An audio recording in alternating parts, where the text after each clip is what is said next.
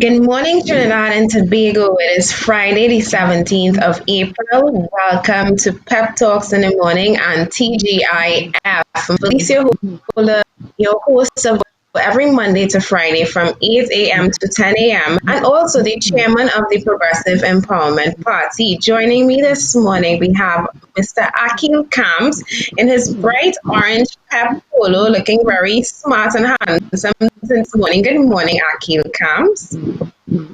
Morning, Felicia. Morning, Matthew. Morning, Trinidad and Tobago. Akil is also the head of North Hub, which, as most people know by now, or should know, we have divided the country into five hubs: North, South, Central, East, and Tobago. Yes, that's five hubs. And then we have Matthew Gibbs to the right of Akil, who is leader of our Central Hub. Good morning, Matthew. Good morning, Felicia. Good morning, Akil. Good morning, everyone. And we together are going to have a very interesting program for you today. The last time I had both Matthew and Akil on, I would have lost internet connection about halfway or three quarters way through the show, and they had to carry on without me, which they did very marvelously. Hopefully, they don't lose me today. But I do trust that if they do, they would still continue to have an excellent show in my absence. We're not aiming for that today. So, guys, you are both leaders of our North and our Central Hub, respectively. Aki and Matthew, I want you all to tell me, we are going through the great pandemic, the topic that is dominating the world and the newspapers and the media today. We can't go anywhere without being aware that we are in a period of isolation, in a period of social distancing. Yesterday, I went to buy some chicken from the Arawak factory, and there was this gentleman who was just a little bit too close to me, and I almost turned around and tell him, didn't you hear about social distancing? But thankfully, the guard who was, cautioning everybody where they can stand, how soon they could move up the queue, he told the gentleman, can you step back a little bit? So social distancing is everywhere. If you did not know that there was a pandemic, at some point in your life, you would have been impacted by it. Speaking about being impacted by this pandemic, you are both leaders of your hubs, respectively. Can you tell me an idea? Can you give me an idea and give the viewers an idea? What is it looking like right now in your constituency for the people who, in terms of business activity, in terms of households? Akil, you go first. All right. What I notice in my community and where I am is kind of has like a little village setup. So you still have that long time unity, everybody know each other kind of scenario. Um, a few people seem not to be taking this thing seriously. Um, I'm seeing a lot wearing their masks, but there's still a lot of intermingling and liming. The regular limers, it seems to me that they are still coming together and not too much practicing the social distancing. So you will get that. I guess it's harder for them as they are accustomed on an everyday basis being together, being around each other. Um, so it's difficult for them to adapt to this new life. All right, it's difficult for everybody. When I go out there, it's like you're going into the great beyond. Everything's so different. I went to True Value one day, and normally they would have music playing. I don't know if something was wrong with the radio, and the speakers were just humming, it was giving like a buzzing, and it was like I said, but wait now, it's doomsday music they're playing because that's the kind of feeling you're getting with that kind of song. But yeah, things are different. Um,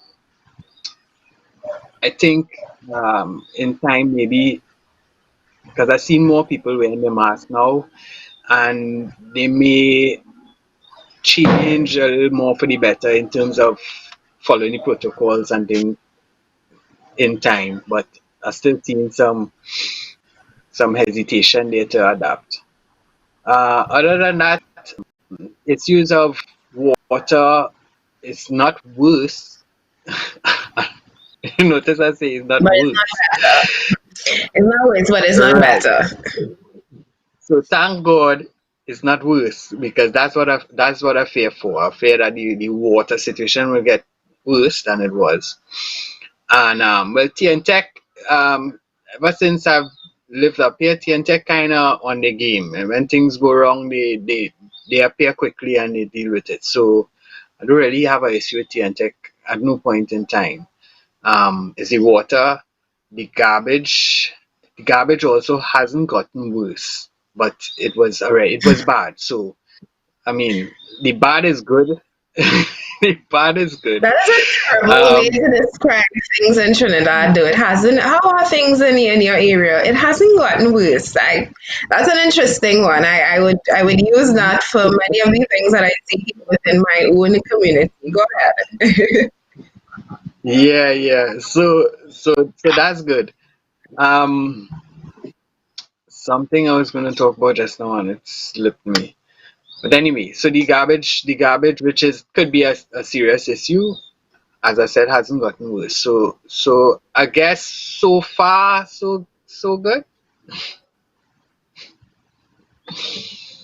All right. And what about the actual people within your community? Have you had any reports? Actually, a UNC activist reached out to me yesterday, a UNC activist who I would have met during my time in politics. He's been trying to reach out to me, and I finally got around to talking to him yesterday. And he reached out to me because he wants to know if I in the PP had any additional hampers. He got some hampers, but it was not enough to distribute to the many people in need in his Port of Spain South constituency. And he was asking me if I, as PEP, had, because this is, and I agree with him, this is not about about party and who, which party we promote. And it's about if we have resources that we would be able to share it amongst the community in need. So again, like I said, he reached out to me. We aren't doing hampers, at least on a massive scale. We are trying to take care of people on individual and needs basis who reach out to us. But it still doesn't stop the fact that when people know that you are part of a political party, that they will reach out to you, and it still doesn't stop you as a person being active or intertwined in your community, hearing about families who may be in need or hearing about families who may be having some difficulty during this time. Is that the case for you in your constituency, in your hub? Um, well, to be honest, again because of the way the the area is by me, the village setup. It seems to me that, or at least immediately around me, because I haven't been around talking and with people, but immediately around me is like everyone helping each other. Who don't have would give, and so far the situation is not grim.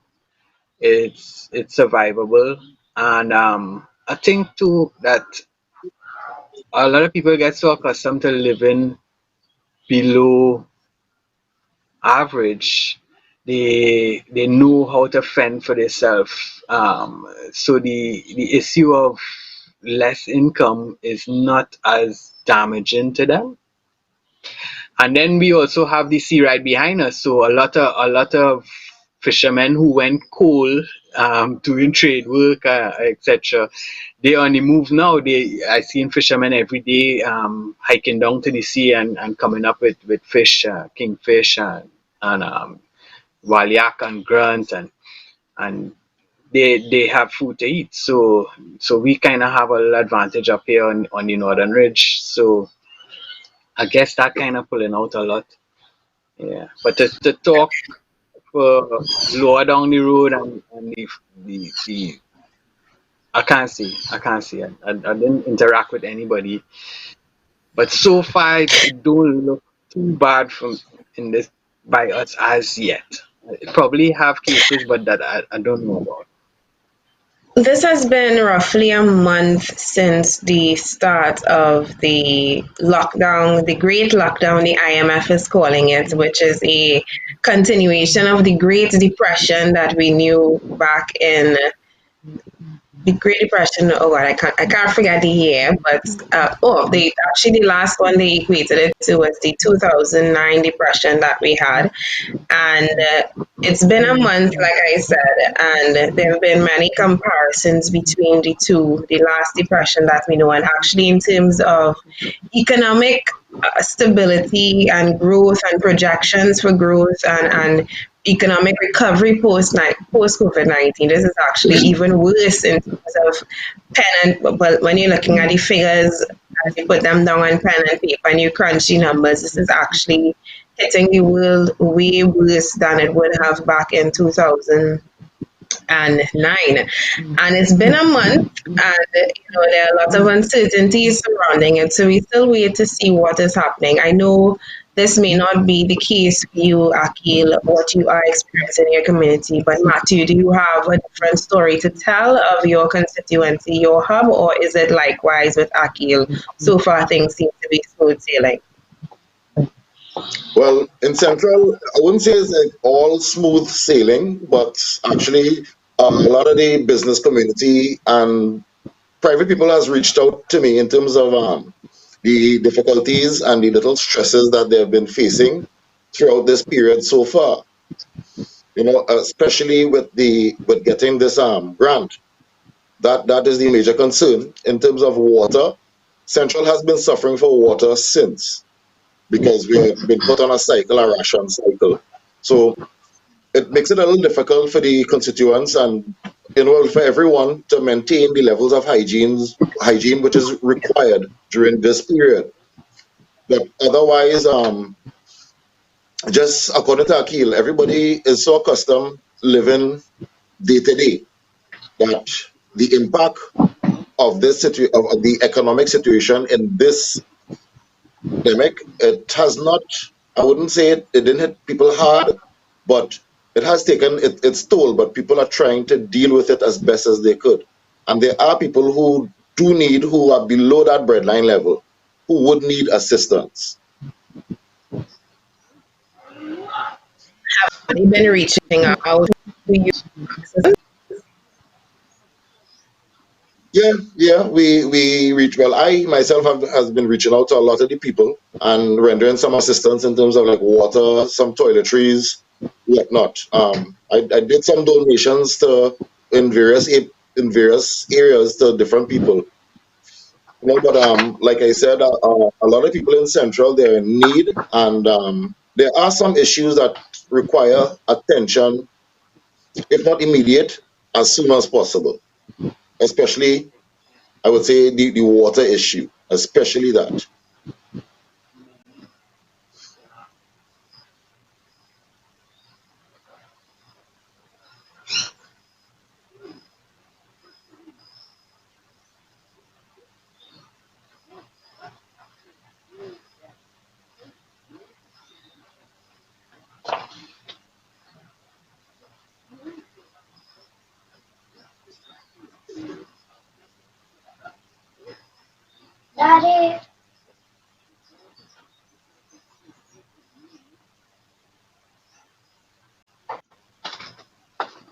So I just realized that my mic was muted and I was talking away. I was saying that the same is happening to me in my constituency in Belmont right now in terms of water. Port of Spain North, St. Anne's West, we are experiencing that issue of no water, and it comes and it goes, which was the regular cycle. And I was actually listening to a news report say that water, we are still, of course, in a dry season. Yesterday, and I believe the day before, we got some sprinkles of rain that lasted no more than 5 minutes. Obviously, this was not enough to fill the reservoirs. And for anybody who understands what this pandemic is causing many of us to do, is to use an extra amount of water. You're washing your hands more, you're taking baths more, often, you are you have to cook now because there are no restaurants open for you to buy food. So it is a strain on the household. It is a strain on the water that you would have already been using on an average basis. Of course, you are home more now. It's very hot these days, so people, the water consumption has more than doubled. I would almost doubled, I would say. And in a case like that, we have residents. I was reading an article in the paper yesterday that residents in Belmont have been crying out water woes. And at this time, it's something that is really impacting the lives of the citizens because water is a basic commodity, water is a basic necessity. And this is a very inconvenient time to not have water in your pipe. But we spoke a lot about what is plaguing our constituencies, what we are experiencing within our constituencies on an individual level. But I do want to move on into a more holistic level as we look across the country and we look at the just how people and families are being impacted. I read an article and we have been talking about this in theory a lot this week on the program. But in actuality, there are many people who are really crying out right now during this period, like Matthew would have alluded to.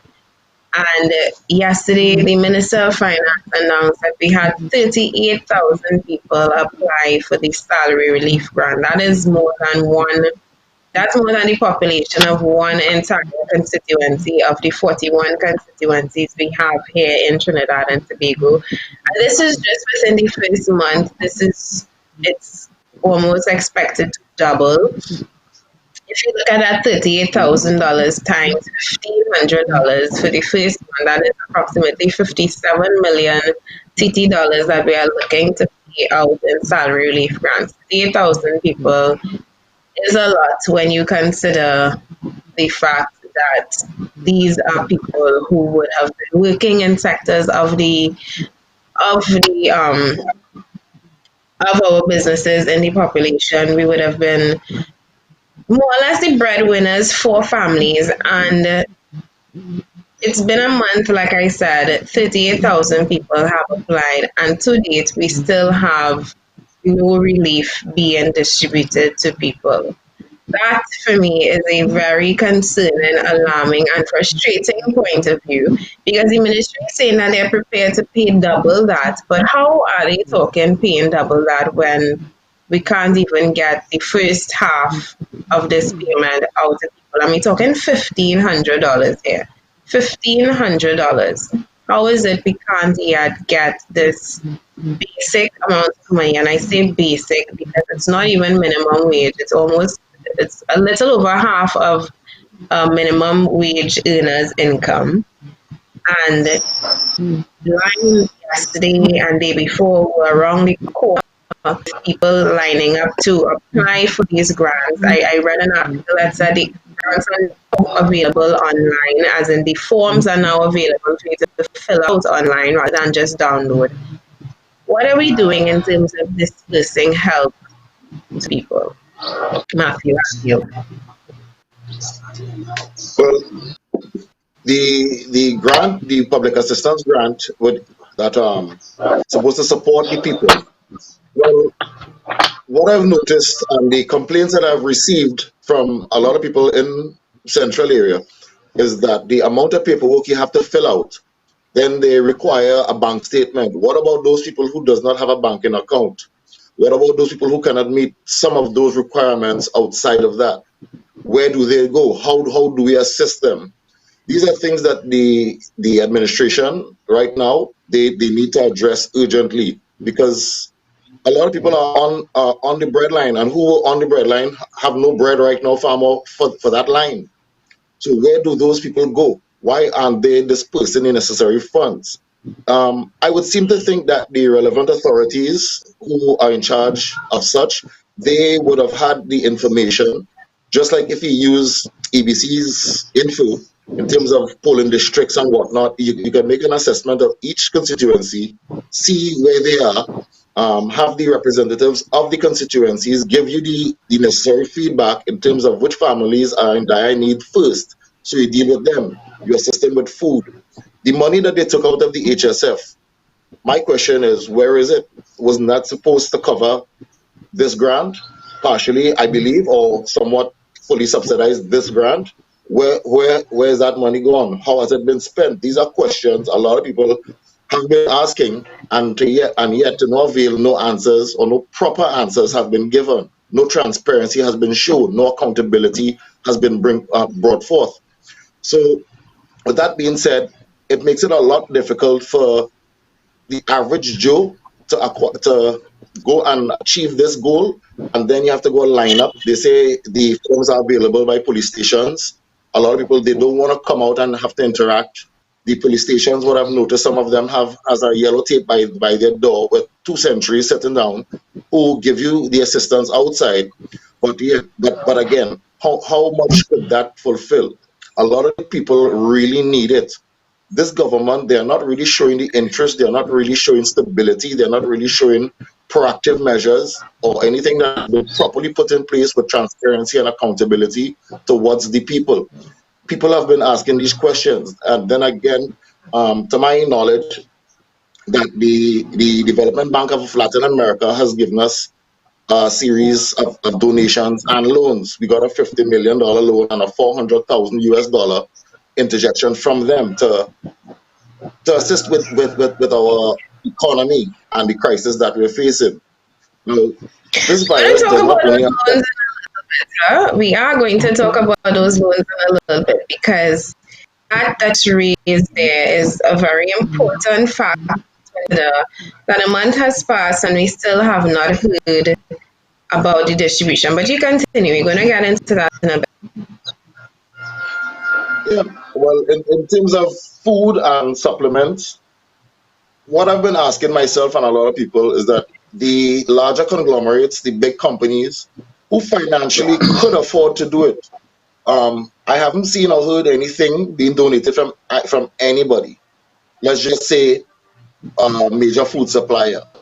You have food items that you can donate. I'm not saying they give people expired stuff, but from a business standpoint, if you do some charity in your taxes, you can claim on that. You can claim on it as a marketing expense.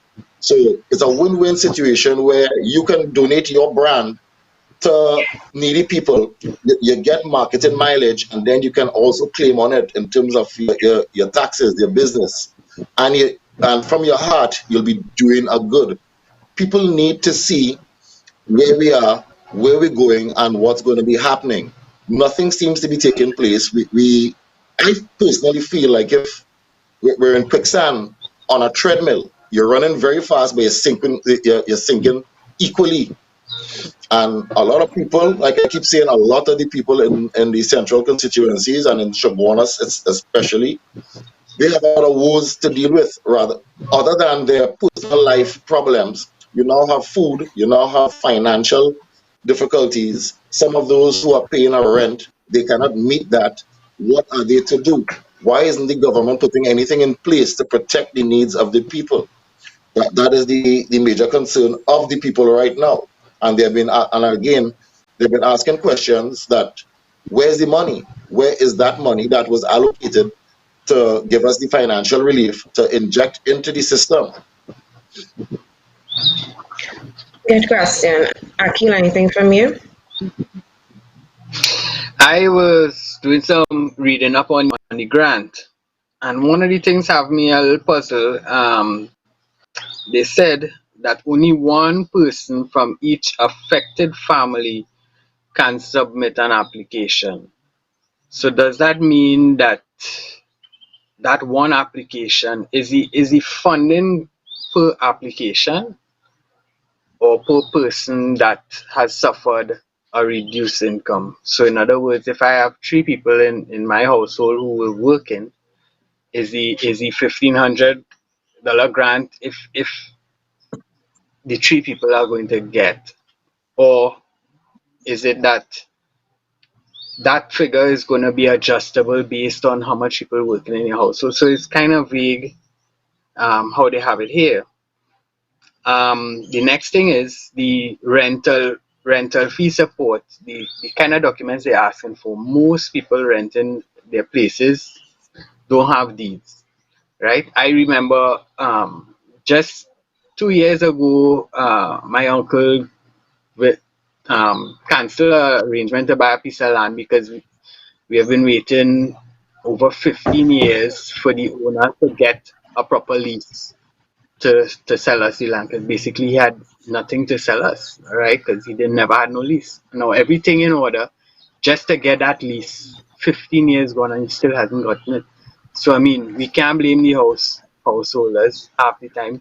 The lack of proper management in these issues sometimes is the cause. So how it is that I am gonna get a copy of the landlord deed to bring to get a approval to get this rental support. So a lot of things And that's gonna a be good very question, Akil. And that issue that you just raised there um about one the person. one person getting the relief grant, and at the second half of the show we're really supposed to take calls, but based on the flow of the program and how many calls we're getting, I know it's Friday, I think maybe it might be a good time for us to call the Ministry of Social Development and get some more information. I've actually been wanting to do that for a while because I'm not concerned. It's perplexing that a family of, let's say, two people who would have been working, mother, let's pick a nuclear family, a mother, a father, two children. Mother may have been working somewhere, the father may have been doing some construction. They both laid off right now, either permanently or temporarily. I would like to believe that if you are or were employed, that means you are entitled to a relief grant of your own. So a salary relief grant for the mother who is not working would equal $1,500, and a salary relief grant for the father who is not working would equal $1,500. But what you're saying to me and explaining to me there right now seems, and it's coming across, and this is where I think maybe we need to call and get some clarity, that it's the entire household that is only allowed $1,500. And if that is the case, how are they measuring your household? Is it that they know? Because this is true now, let's face it, many people live in common law relationships. Many people don't carry their husband's last names or their etc. How are they differentiating between the mother who would have put in an application and the father who would have put in an application? That is question number one. That if we're doing that call this morning, I would like to ask. And you also raised something about in terms of the forms, and this was actually one of the struggles of people who complained and lining up last week or this week, sorry, to access the grant. In the long lines that were wrapping around Main Street, which is they don't the forms and some of the things that they ask you for, you don't have all of that information to complete to access these grants. And I remember somebody posted that they would have applied for their grant in Canada about 2 weeks ago, and the process took all of 2 minutes. And within 2 to 10 business days, actually even less than that, 2 5 days, they had the money deposited into their account. Again, this is with the understanding that COVID-19, whether you are employed, whether you are unemployed, it's going to impact your life. It's going to impact your grocery bill. It's going to impact the amount of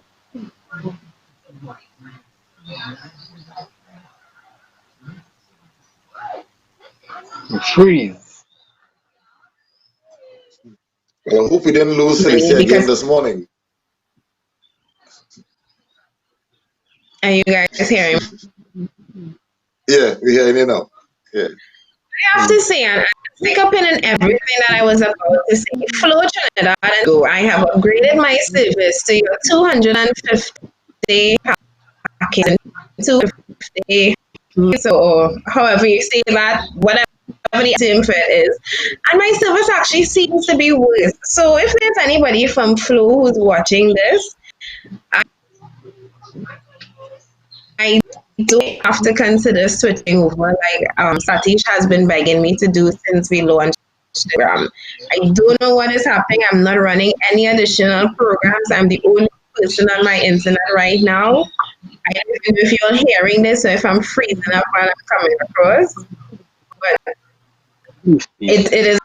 Well, Felicia, I don't know what to tell you, because right now I having a serious issue with Digicel. From inception, December, I got a connection and they installed everything except the TV box, which was part of the package.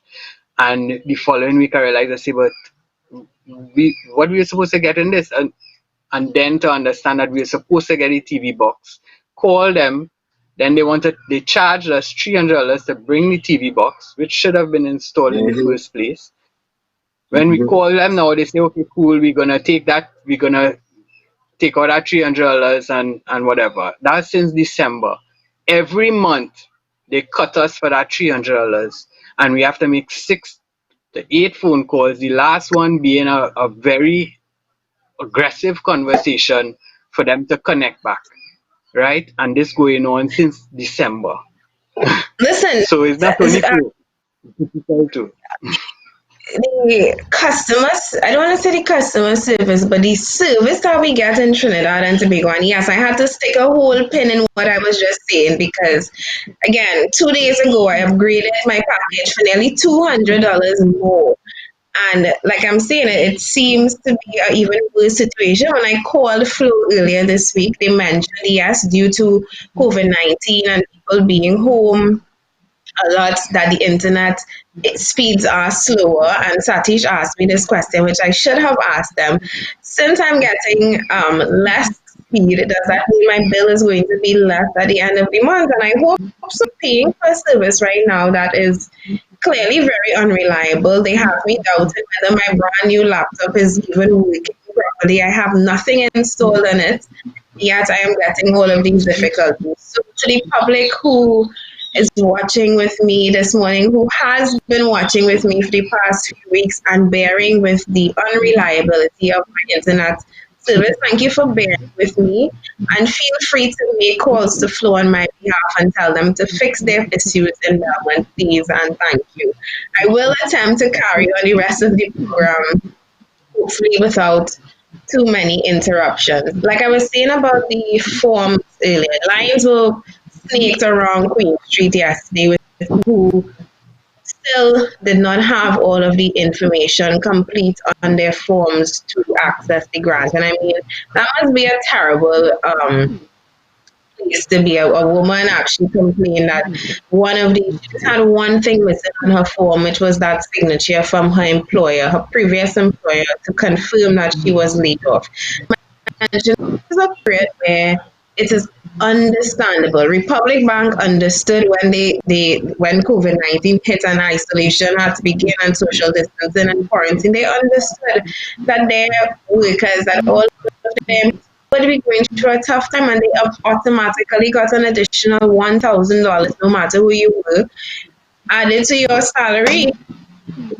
Why are we not thinking about these things as a nation? And I want to track back to what Matthew would have mentioned earlier: 340 million dollars or $50 million, 50 million US dollars, and a loan that we took from the CAF, Development Bank of Latin America, $50 million, and this is to health our healthcare system as well as the economic stability and economic recovery during and post COVID-19.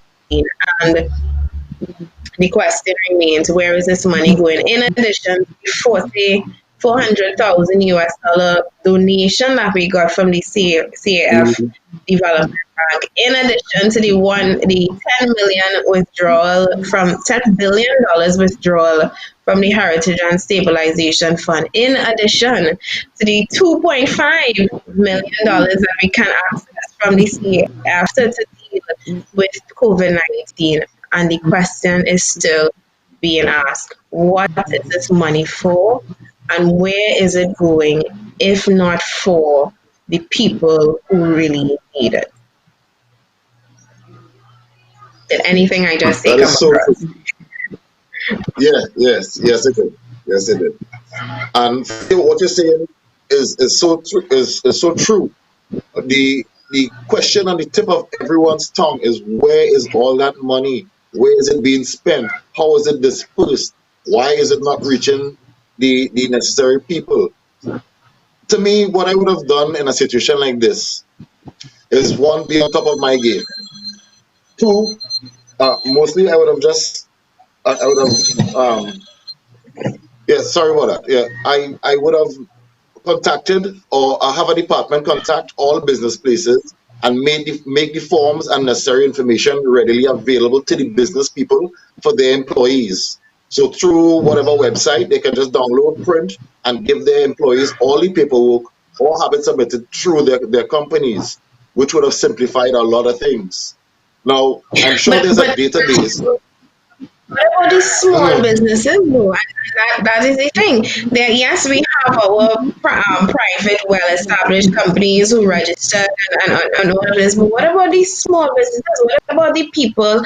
And I hardly hear anybody talking about those people. The people who would have owned. I am a small business owner. Just recently started my business at the start of the year.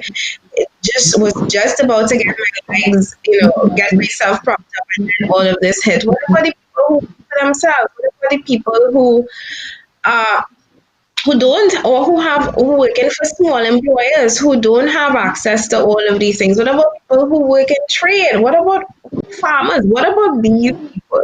It's easy to say pass things on through the businesses that we know of, the Massey's and the Answer McCall's and the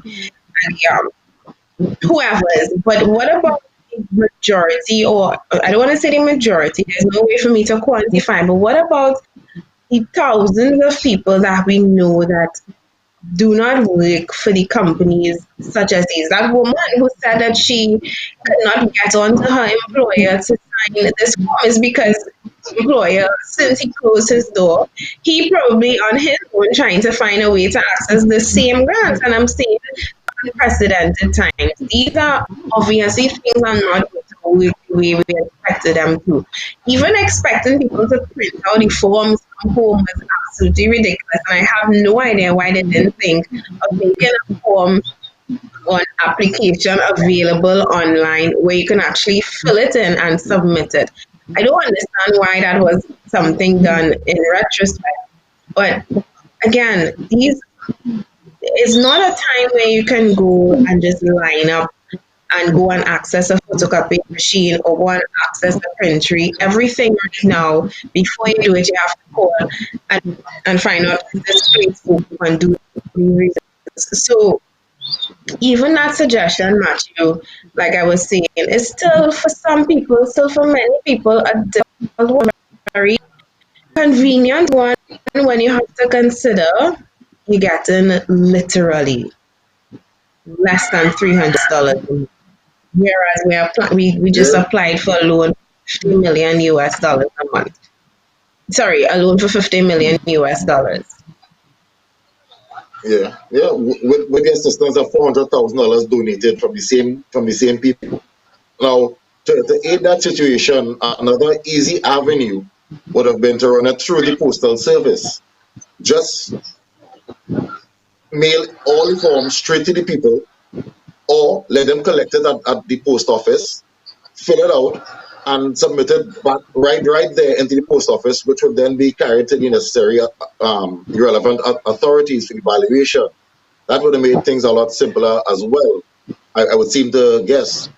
But again, to me, it just seems like a lot of people on this COVID panel, or whatever term that they use, they run around like no head chickens. They're giving us that impression. It's either that, or they are willfully distressing people for whatever reason. I don't know. But whatever it is, they need to find a way to make it a lot easier for the average Joe, whether you're working for a registered company, or a suitcase trader, so to speak, from a business point terminology. Whatever the platform is, whatever the establishment is, this grant needs to be available to everyone, and they need to find ways to make it readily and easily available to the people that really, really require it. Because, like for me, for my little Exactly. business, I mean, I mean, I cannot function. So what are the people who work for me? What are they supposed to do? I try to assist as best as I can by still giving them salaries, which is out of my own pocket. But at the end of the day, not everyone could do that. I mean, now I had my business set up in such a way, just using it as an example, where a lot of the couple people who do work for me, you work from home. So I eliminate a rental cost, which is an expense, where that enables me now to give you a proper salary or something better. Having done this, it still afforded me the ability to maybe pay a salary or two during this downtime. But again, how long can I sustain that? How long would our small business owner be able to carry on such, especially those who have rents to pay? And we all know the rents that little businesses pay in malls and what have you is not $2,000. In some cases, it's 15 and $20,000 for a spot. It may be as little as Yep. $10,000 or $6,000. What are they to do?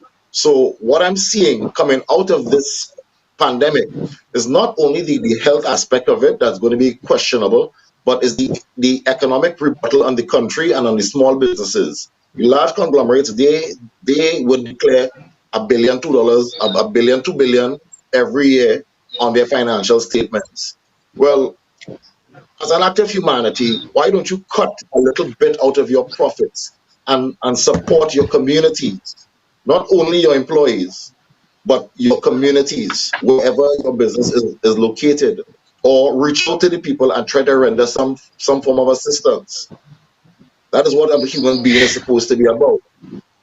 Which is why I kind of we share a small disagreement in terms of the private entities, and I do want to point out that maybe you might not be hearing it from the extremely large ones, but I do actually, yeah, some of the large ones, and I'm not calling any names, I'm not giving them any more mileage because I understand that some of this is about for them during this time. Some businesses are actually booming and flourishing during this COVID-19 period, particularly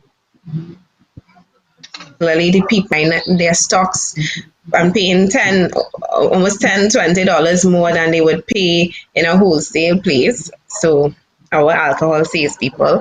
But there are businesses that are assisting and reaching out to members of the community. I can't deny that. Maybe to the extent that we would expect it to happen, no. But even in that regard, and I think this is where you and I may disagree a little bit, for the private entities who step up, it's still an optional thing, in my opinion. Whether you want to claim back in terms of tax returns, donating to a charitable cause, etc.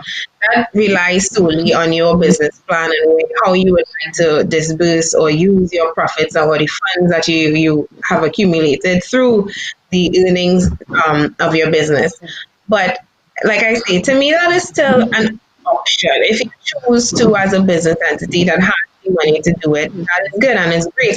It's a perfect example of corporate social responsibility. But whereas that is a choice of our private entities, it should not be a choice for the government. And I'm not saying that they're treating it as a choice. I'm not saying that they treat it as a choice. They seem to be treating it as a choice. When you have private entities meeting you to reaching out to people in the community, there's a small business that I know of, a very small business. I mean, they're probably doing modestly well in terms of profits, etc. They are closed just like many other businesses are closed during this time. But I saw them reaching out to the public, 5 hampers, which is all they had to donate. I mean, 25 hampers compared to 38,000 people would have applied for a grant is literally a drop in the bucket. But I mean, they're still trying. It's whereas it is the responsibility of the government to ensure through NIS and through Mhm. these grants, but these loans that we're taking, it's their responsibility to ensure that these citizens are well taken care of. So I would look to the business, private community and the business owners that still continue responsibility squarely on the shoulders of the government. The responsibility of the government is the well-being of its people during up times and during down times like we are experiencing right now. And what the situation is revealing, and we will continue to harp on this, what the situation is revealing is that we have, as a country, as governments present and past, clearly not thought about emergencies and pandemics and epidemics and natural disasters, because were this to be a natural disaster, would we have been prepared?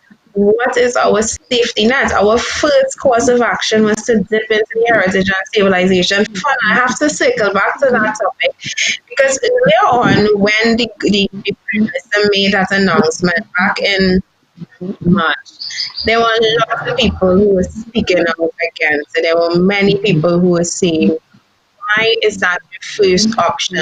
The IMF, they were offering loans of $50 billion. Actually, Michelle Davis sent me an article this morning that showed that they actually increased that, and they're now offering up to 1 trillion US dollars. And for those who would have tuned into the program yesterday to hear how we quantified a trillion is a million dollars. And this is US dollars that we're talking here. $1 trillion is being allocated for countries to deal with coronavirus. And we asked that question very early on. Why are we going into our nest egg? Why are we going straight into the Heritage and Civilization Fund without exploring the options here? And we had a lot of trolls coming at us and saying this is a tough time. This is where we need to dip into our savings like you would do when you go into a tough time as a family or a household. And I agree, this is a tough time, but many people, particularly the economist Mala Dukaran, she pointed out the other available measures that we had available to us, such as the IMF fund. So it's very ironic that we came back a month later and took a loan from the CAF. And it's very ironic that we are looking to take further loans.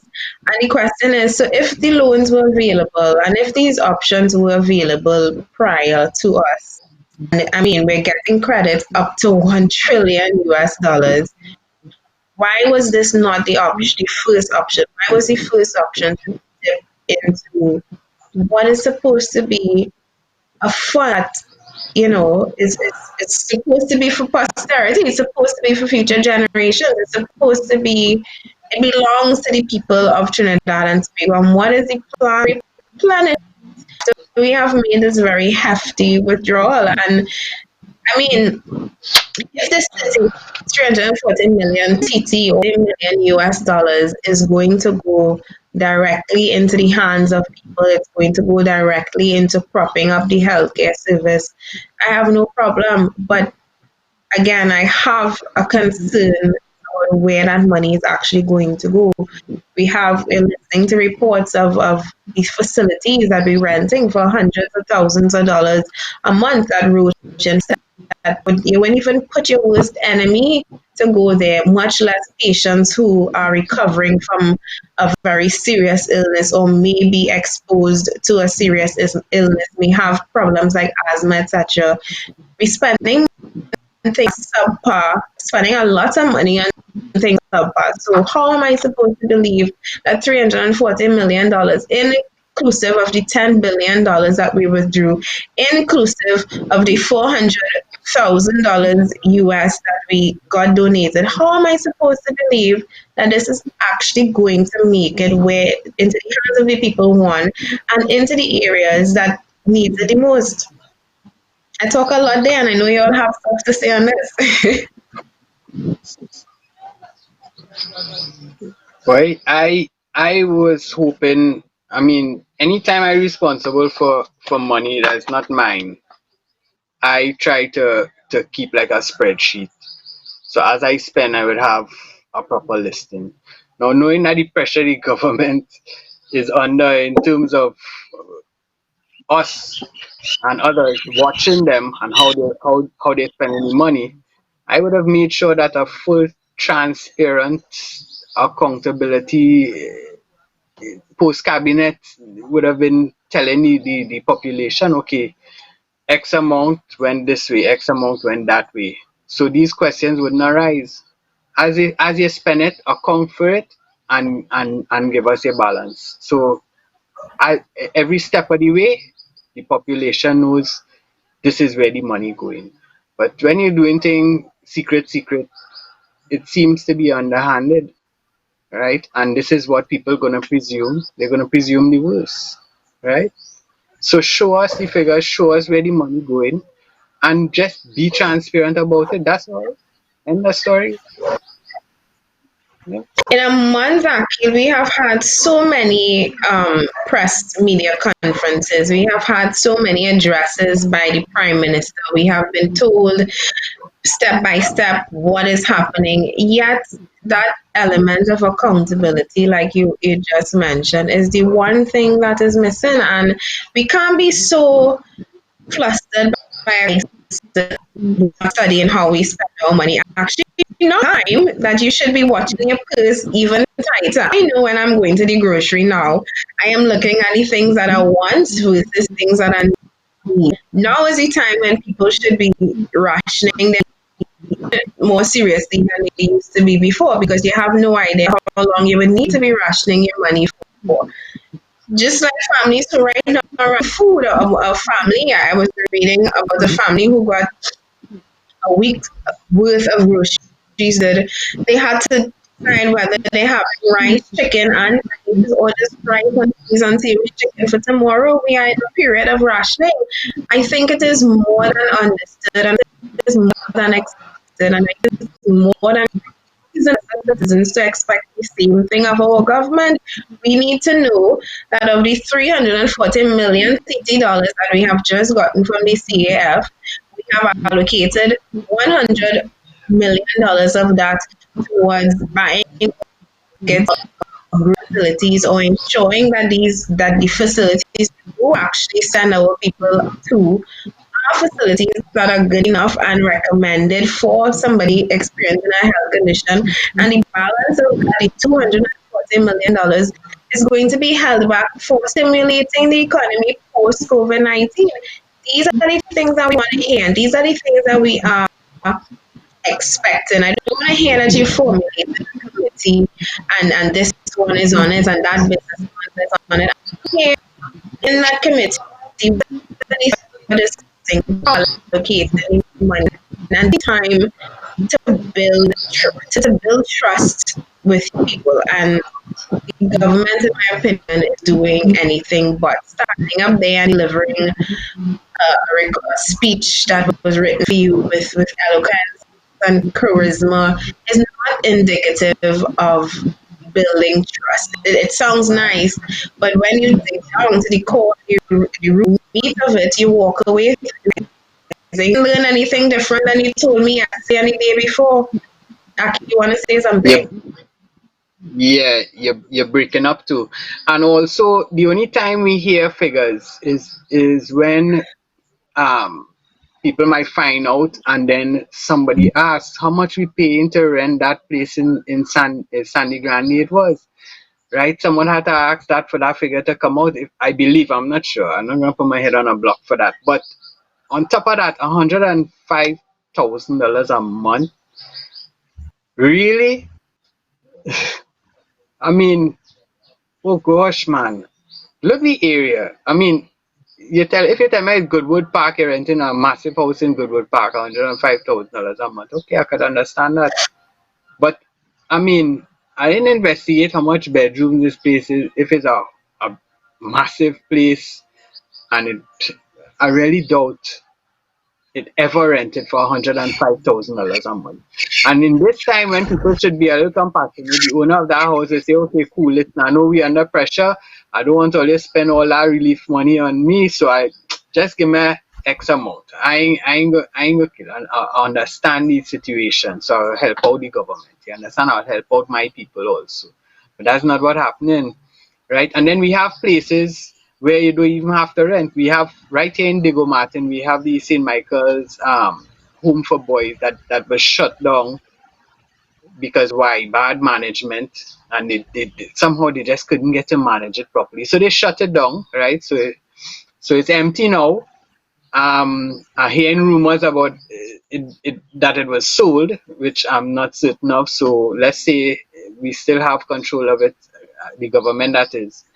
That is a big facility, is fenced around, and the buildings basically have a good distance away from the boundaries. It would make an excellent facility for quarantine, an excellent quarantine zone. And if things get worse, we're gonna have to have a quarantine zone in Diego Martin, right? So it's something they could consider, right? And that might be rent free. And you see, Akil, these are things that would make sense, and these are the logical decisions that we as citizens, we as pro-country people would be thinking. And the fact that these kind of decisions are not being made, you're making decisions to run facilities that are obviously not suitable and paying ridiculous sums amount to what in that trust in and at least for those who are asking the question, at least for the look at the calm, rational faces and the very eloquent speeches that have been written to broadcast to the nation, which I call propaganda pieces, in my opinion, and from I sure many others who are familiar with this government and past packaging. Was it really that politics is bar that it go bar and packaging and thing both and everything. We are asking these questions because rational and logical questions that you are asking, Akil, are the questions that rational, like-minded, forward-thinking citizens will ask. Are asking, why aren't we doing this, or why are we doing this versus this? And the fact that we're making such poor decisions is what is fueling that distrust. What is fueling our us questioning on a whole, how is the government really and actually spending the money? Is it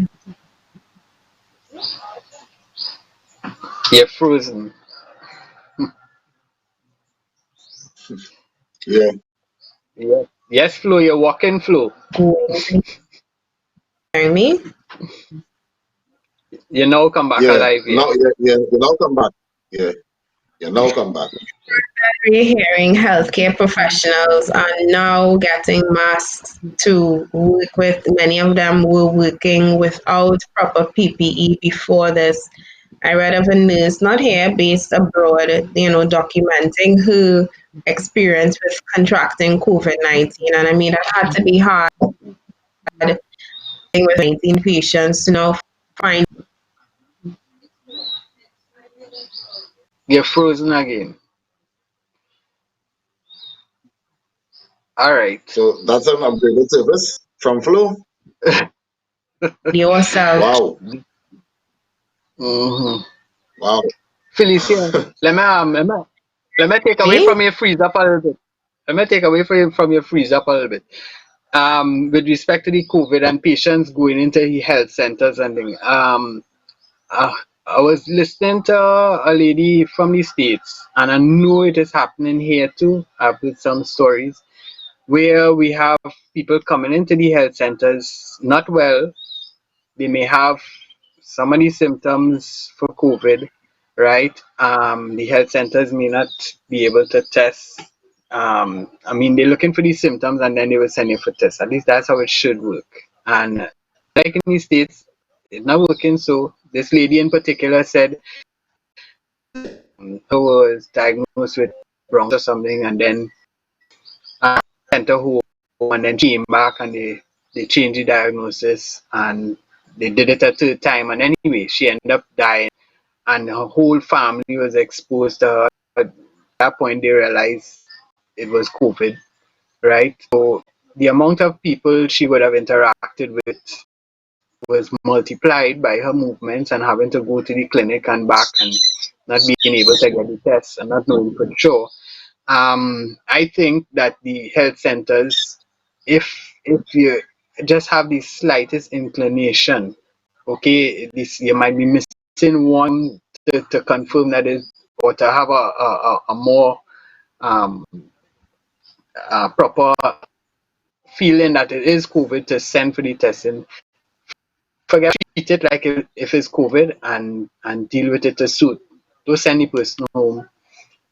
Now, I don't know this. I know I've heard that a lot of the health centers don't have kits or they're missing part of the kit. Seems to me like I'm frozen now. You're hearing me? Yeah, I'm hearing you. Hello, yeah, hello, hello. yeah, Everything is frozen. yeah. But I'm hearing you, Hello, Akil. hello. Okay, Yeah, getting nothing. No. Yeah. So it's funny, and then we're not hearing the truth. We're not hearing the truth. Everything is pointing to a lot of lies going on, right? Who is telling the truth? Who should we believe? The best person to believe now is God. Indeed. And guys, I just want to make sure y'all are hearing me again, right? Yeah. yes, yeah. All right. At this point, because we seem to be having so much technical difficulties this morning, Flo, I warning y'all one time, you're gonna get it after from me after this program that we have going on this morning. We're gonna take a break, a short break for me to allow me to log and back into the system here. Let's see if that helps us at all. But Akil just made the perfect segue into um the second major topic that we have to discuss this morning, which is our entire handling of this COVID-19 pandemic. I mean, this earlier this week we had some drama surrounding Ian Allen and his test results that many people would have brushed off, but actually raised some very important questions as it pertains to us really managing and handling this COVID-19 pandemic as we should. We will be right back after a very short break and me probably calling and abusing Flo on the line. I will be back in a short bit. Antel is Trinidad's most reliable and technically experienced ICT company, providers of quality structured cabling, Cat6 data fiber, and power cables.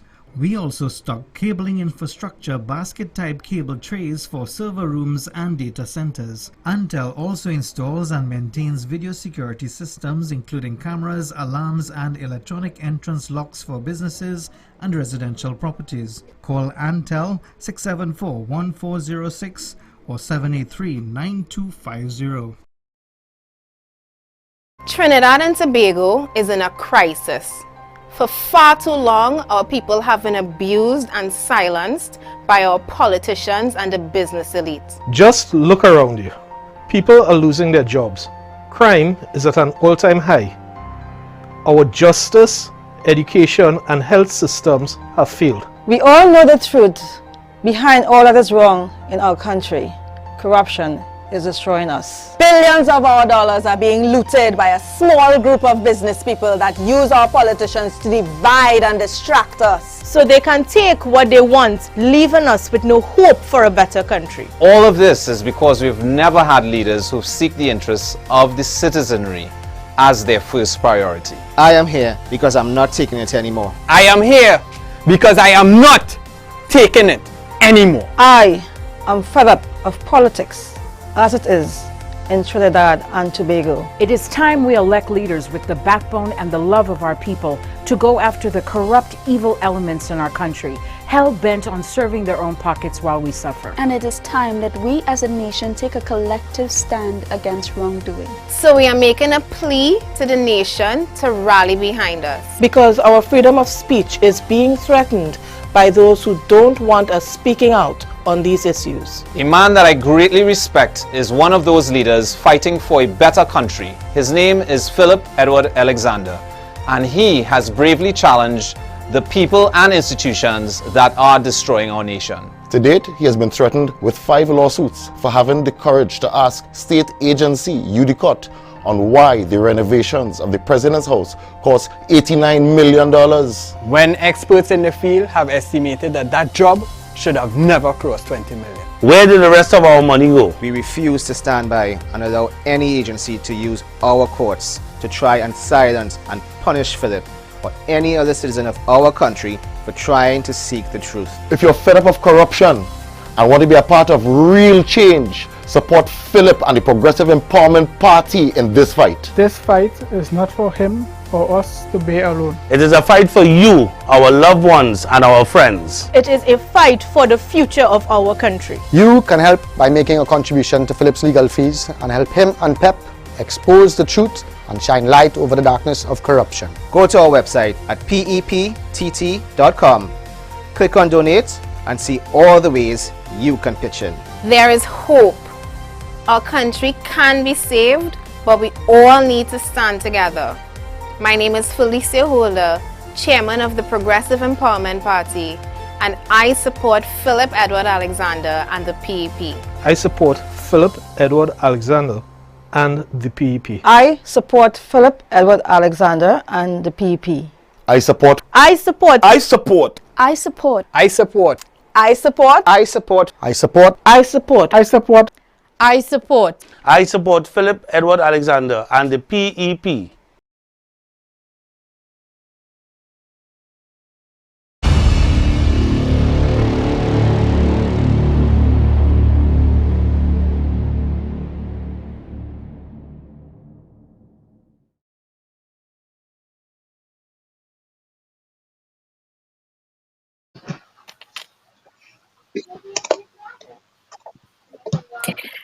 Back and a less disruptive second half of the program.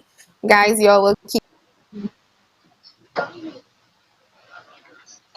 me in. Did I just freeze? Yes. Looks like I just froze. Did I freeze? I did.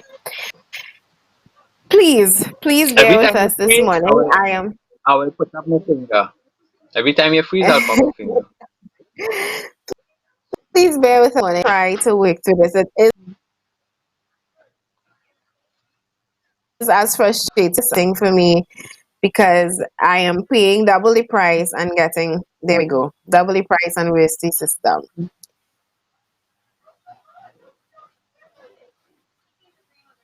Go ahead, you're good. I'm going to tell No, that's a freeze. That's a freeze. There's one again. That's a freeze. All right, so we're heading into the COVID health sector part of the topic right now. That's a long freeze, but at least it catch you in a good position. Yeah. Are you hearing That's me my. now? Yeah, you're back on. Yeah. Am I Go ahead. really? Yes. Yes, and anytime I freeze, please feel free to continue the discussion. I may just eventually drop off if that is the. I notice it's actually when I have you guys on that it's the worst I ever get. There you go again. I'm not sure. And I've frozen mid-sentence. Yeah. Yes. All right, so start up. You're hearing me now? Yes, we are. We were going to start back on the COVID-19, the confusion around the COVID-19 testing and results. As of yesterday, I'm not sure if those figures have changed, but as of yesterday, we have issued over 1,282 tests went to CAFA for analysis, and we have just over 114 people who would have tested positive for the virus and 8 deaths that we have to date. That number of deaths has remained steadily. Oh, sorry, it has remained the same for us. Gonna 2 weeks, which is very positive. And many people are alluding to the fact that we are flattening the curve. However, for some people who are asking the question, and what I would call the right question, of those 1,282 tests, which gave us 114 COVID positive patients, how many people were actually tested, and are we seeing a right or an adequate number of tests throughout the country, or are we just virtually flattening the curve by reducing testing right now? As it is, we had, and I mentioned this before the break, we had television host Ian Allen, and I was not going to speak about him on this program because I didn't want to fuel the drama and everything behind that whole live video that he did. However, what his case did raise some very important questions for us that we should be paying attention to as citizens, which actually ended up happening to another person who detailed his account to the Express, which is that we have a case of a patient being told that they were positive, then being told that they were negative, then being told that they were positive again. Now, Ian Allen would have carried out the recommended 14 days of COVID-19 quarantine, self-isolation, etc. So I don't know about you all, but my first question is, how come after 14 days he's still positive? And before that question arises, how come after 14 days he was declared negative? And how come after he was given discharge papers, he was then told, no, sorry, you're actually still positive, or you actually are now positive, and you can't leave the facility for another 14 days?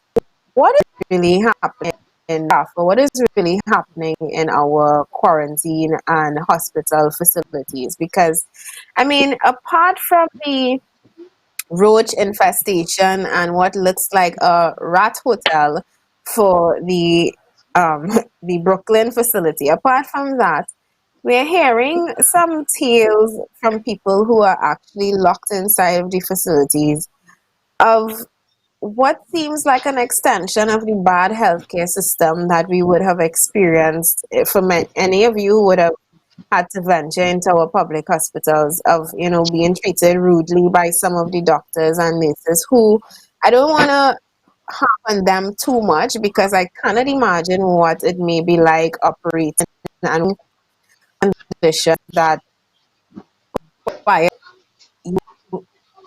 basically being on edge, particularly if you're not being given the right tools to deal with your job. So I don't want to the treatment by the doctors and nurses too much, but I more want to harp on the actual rollout of this COVID-19 response, which seems to be happening very haphazard. I don't understand how a patient can be declared negative, given discharge papers, and then be told, no, sorry, you're actually positive. Are you getting a feeling that something is amiss in our handling of this COVID-19 pandemic, from the testing to the results to the discharge of patients? Because, I mean, if we had 2 patients who were declared negative and about to be discharged, what does that say about how many people in the past, of the 20 people that we would have already discharged? And what does that say of the 1,280 those that would have been proven negative? And the thing is, they did not want to approve local labs to do testing because they say they had a few cases where people tested positive and it was negative, and people tested negative and it was positive. And now CAF are coming and doing the same thing. So who should we trust? We're going back to that again. Who should we trust? Or as you say, is it games? Now the thing is, Stephen Reed said it on his show, and I agree with him. Ian Allen we know he will talk about anything. Or he have an inclination or something, he's gonna come on here and he's gonna talk about it. And he has been silent since he went in to the facility, right? So for him to be silent that long and just come out now and say what he said, it has to have some kind of truth to it. All right. But I we saw the mean, papers.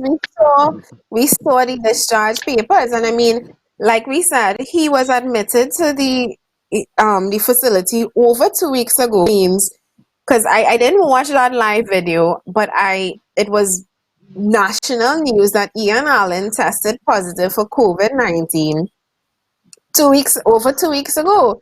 So he would have entered into the 14-day quarantine period, which would lead us right about the time where he would have been issued his discharge papers, only to be told that he's actually positive. So what positive. was it? Is it that he was negative to begin with and being exposed to other people in the facility who may have been positive, he then contracted the disease? Or is it that he is just still positive from the first time? Those are questions that I'm not understanding, in terms of I'm not getting the proper answers for them.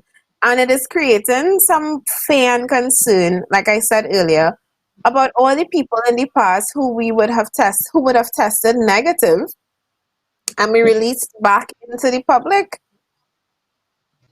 Now, Ian How Allen many said he people I did was agree. that? by himself. He was quarantined by himself. What I questioning is he said that the minister called him directly and told him that he was positive and that police and health was coming to pick him up. The Right? minister said that That he is the will part. turn When over you his have the minister, phone. The minister uh, said he will turn over his phone, he will turn over his house phone, he will turn over his cell phone records to prove that Ian Allen did not call Ian Allen. My first thought was, you are working in the government. TSCT is half owned by the government. How am I supposed to be so sure that you can't have a record erased? So, I mean, if that's what we were going to go on, I'm sure he's not actually going to produce those records. But again, I have to still take that with a pinch of salt. Things have a way of mysteriously disappearing. We have a history of not knowing who is accountable for what in this country. So proceed.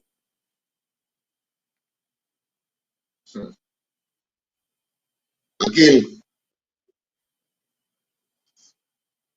I think we lost well, Akil for a Felicia, hot second. yeah, yeah. Go ahead. Well, to touch up on what you were something saying, went on there. um, I, yeah, I agree with you, because it does raise concerns and it will raise questions. Because if I get tested and then 1 minute you're telling me I'm positive, next minute you say I'm negative, on my day of release, you now come and tell me, oh, you just got a call from the minister saying that you have to stay here because you're positive. So, I mean, it would raise questions. I too, as an individual, if that happened to me, I would ask why. I mean, in Ian's instance, I would say, like you all previously said, he's one of those people who grabs at everything and makes it an issue, a topic, whatever the item is. Maybe they try to keep him inside there, just speculation. Maybe they're trying to keep him inside there to keep him quiet about what has taken place in his situation inside there. They're not wanting the actual truth coming out. So that is also up for speculation. I would just saying. Akil? Akil, you're back with us? Yeah, but no volume. Yeah. Right. Now, a quick question: was Ian Allen tested privately or through CAFA? Anybody knows that? Again, I I didn't watch think he his was live video. Go ahead, Matthew. yeah, I think he was tested privately, I believe. I'm not sure, but I think so. Okay. I I don't really know. did his entire live video and crying, etc., and saying that he has COVID-19, etc.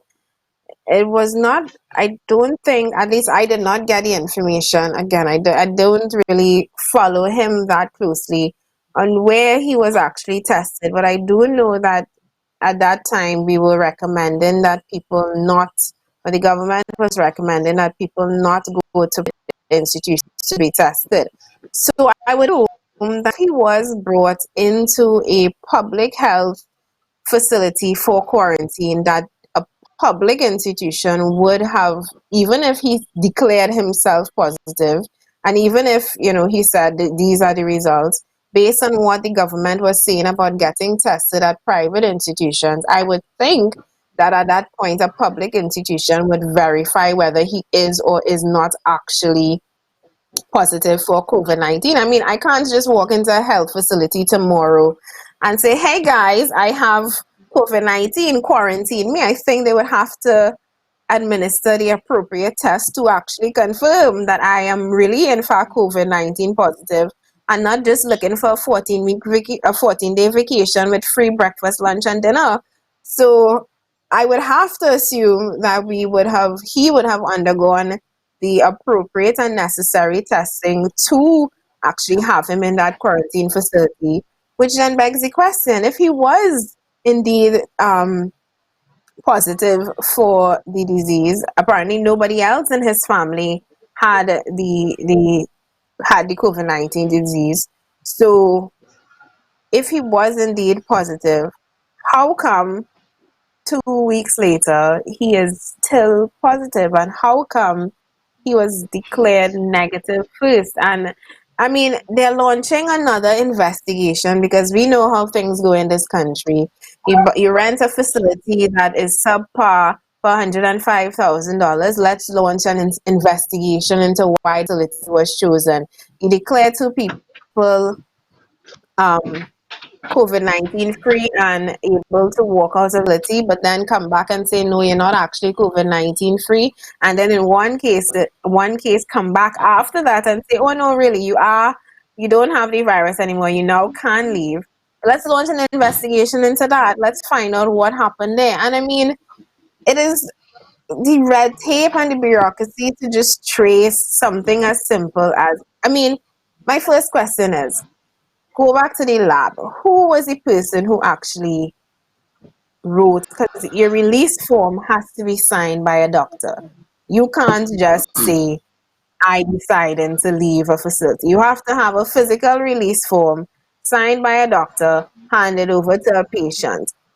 Backtrack from Ian Allen, who gave him the paper, from the paper, who handed the paper to that doctor, from the lab, who actually wrote the test result. The paper had to be signed by somebody. What does the test result in the lab actually say versus what does the test result on the paper say? I find it very hard to believe that you get a result that says positive and you mix that up in your head and you write negative. And if that's the case, then we really need to question the people that we have right now in charge of basically our lives, because that is what they're doing. Have a man mix up a negative and positive result and possibly send you back into the public with what could be a positive result, affect other members of the public, then I have to be extra concerned about the healthcare that we have right now in Trinidad. Akil. What about the next swing of this whole thing? It might be a little conspiracy theory too. We know how Ian Allen, he gets to the ground, he gets information, he finds out things that nobody else can find out, and he talks about it. What about if this was a means to kind of put him on pause, which is a possibility. I mean, Akil, at this point, I guess we can probably formulate conspiracy theories from now until next year, particularly with anything that has to deal with, the government and its handling of this entire situation. But conspiracy theory or not, we know one thing as a fact. One fact that we know of for certain is that there seems to be some, I would guess, mix up. as the papers put it as yesterday, some mix up, some obvious glaring Missteps.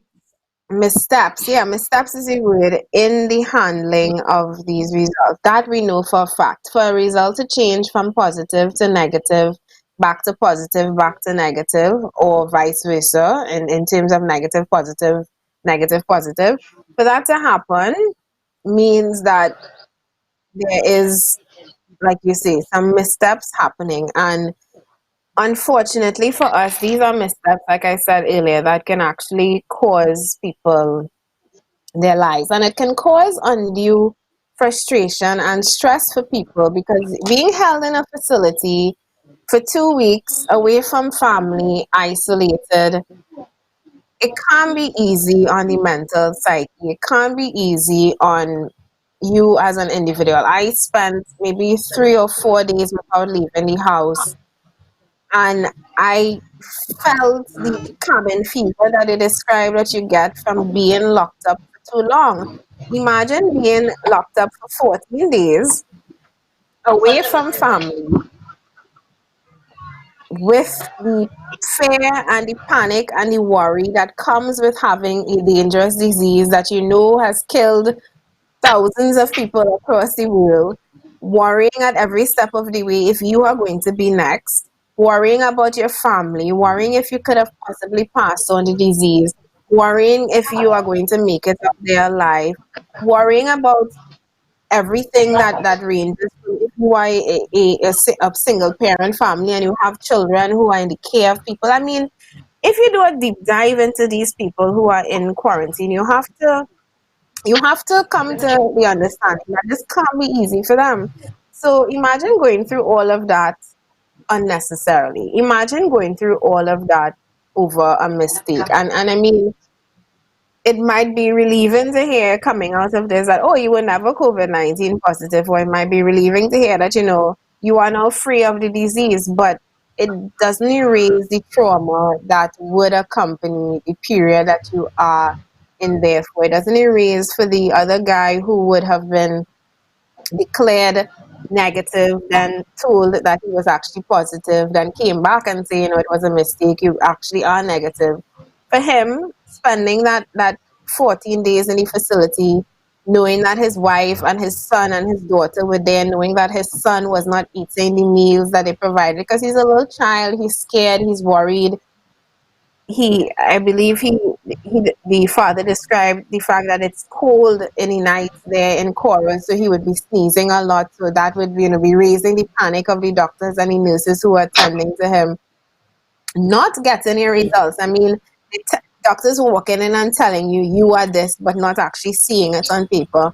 All of this has to be very traumatic for the people who are experiencing it. And I mean, like I said earlier, for anybody who would have been exposed to or had a terrible experience in the healthcare system. I personally have never had a terrible experience. I tried to, as much as possible in the past, shy away from using any public health facility. The few times that I had to go, I would pray very hard that I would get a nice doctor or get a nice nurse. And I was lucky in those cases, but there are not many people who have been lucky. And I know of cases, I know of people, I have family members, I have seen the treatment that they get, going in for something minor. So imagine adding that treatment to the fact that you are dealing with what is now a dangerous disease. It can't be easy for these people and for us in the public to just, bypass it and brush it to the side because we are not experiencing it. Doesn't mean that it isn't a difficult experience for other members of the public. Well, at least those who are undergoing this period of quarantine and isolation right now. Matthew. You all there? Did I break up? Nah. Yeah. Well, I agree with you, Felicia. It will be mentally draining to have to face that, and then you're really not sure because you're hearing one thing, then the other. I mean, how are the people supposed to deal with something like that when you're supposed to have qualified people making professional assessments of your health because your health is your life? So having to question that would question the qualification of the health sector if they know what they're doing, or as with everything else, if it's just not working, if somebody has the hand in that in the decision making to who has it and who doesn't have it. And Akil, I think you're probably right. The conspiracy theory could exist as well, where that is just a ploy to silence Ian for a little while until this whole situation blows over, because wherever he gets his information, apparently a lot of it may be correct.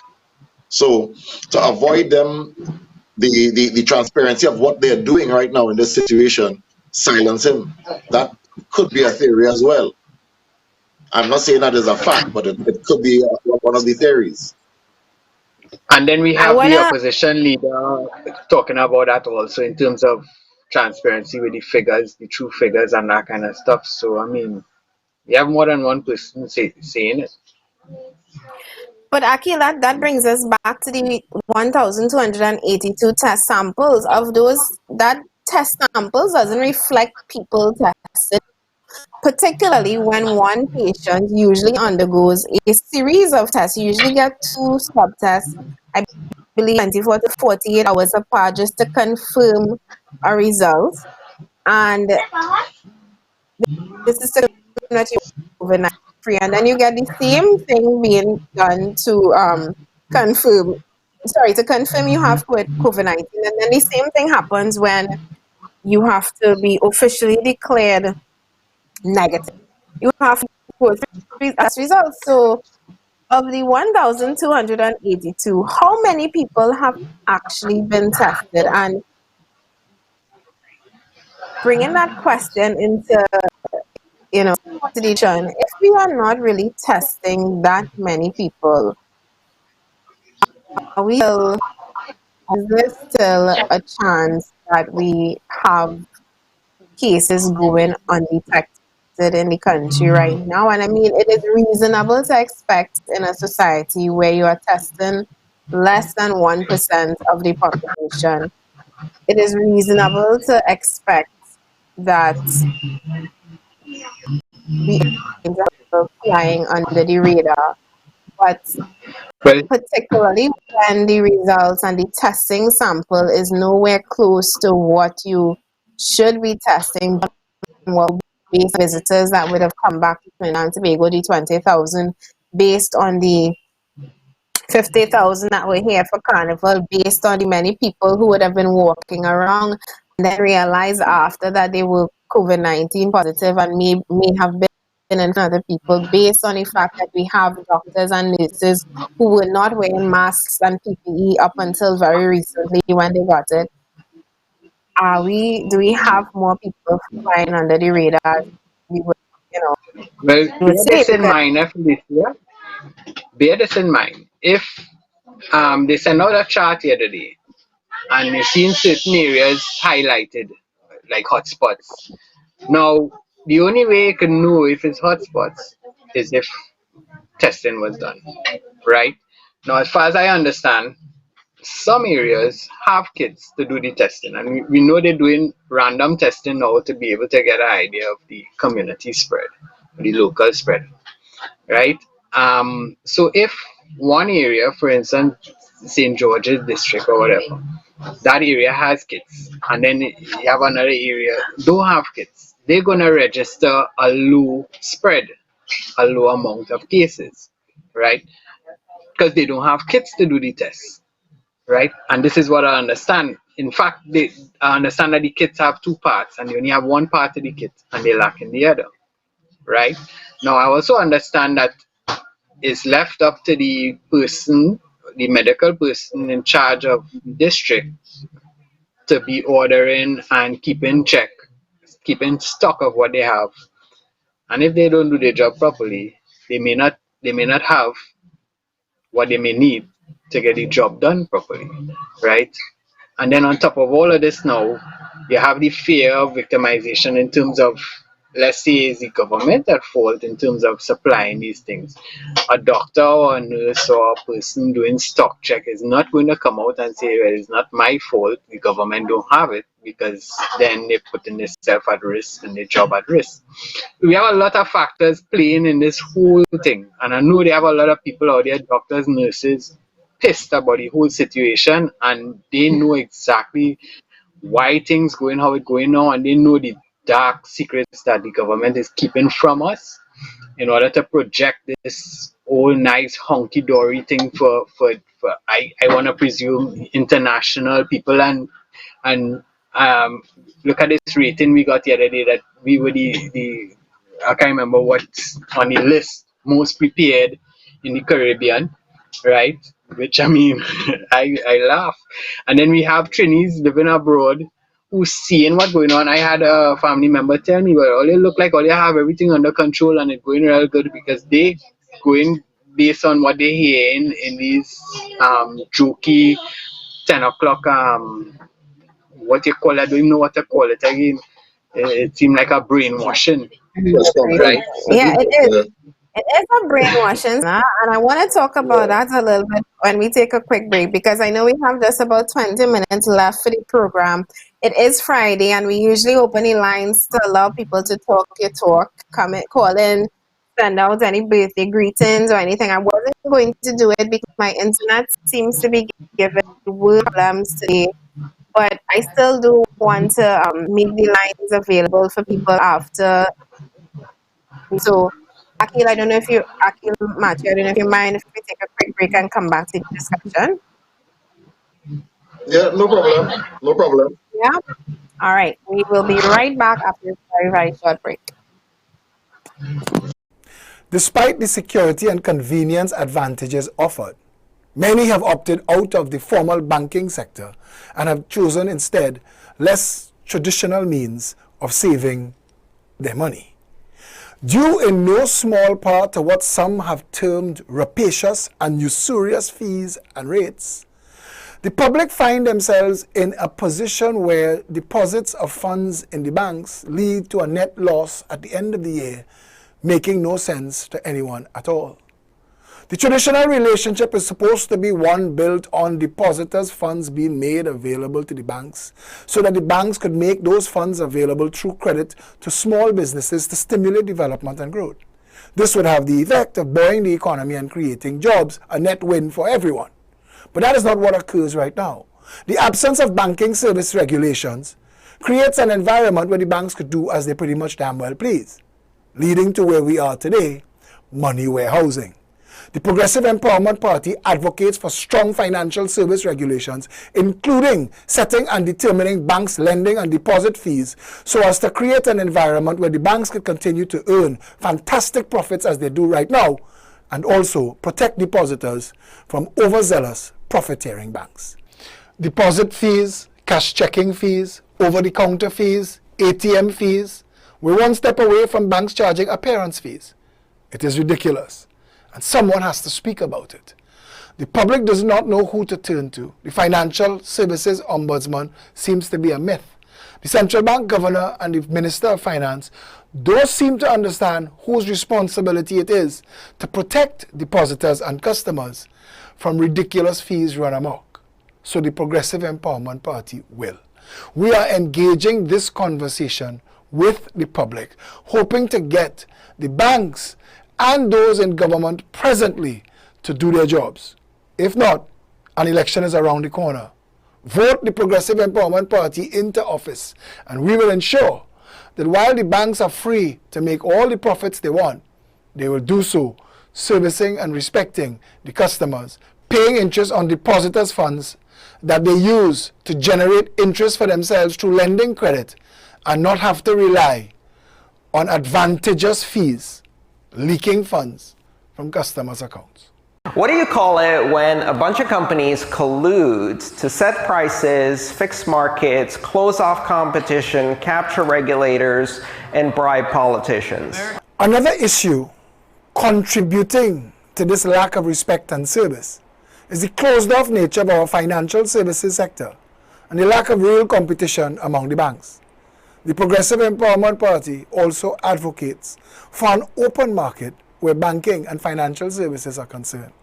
We would create an environment that invites international competition to help bring new, vibrant stimulation into the economy, creating an environment where all banks now have to compete for depositors' funds, creating the environment that we're looking for.